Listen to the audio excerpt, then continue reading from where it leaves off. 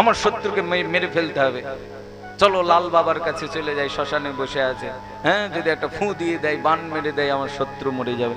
এত সোজা। আপনারা এই মানে এই ত্রয়োবিংশ শতকে বসে থেকে এরকম ভাবতে পারেন এত সোজা যে শ্মশানের কোনো বাবা ফু দিয়ে দিল আর অমনি একজন মরে যাবে? হয় না এরকম। তার মৃত্যু যোগ যদি ওই রকম না হয় তাহলে তার মৃত্যু হতেই পারে না। যদি এখন তার পূর্বজন্মের দুষ্কর্মের প্রভাব অমন থাকে যে তাকে ওইভাবে মরতে হবে তবেই মরবে, নইলে তো সবাই মরবে না। মরবে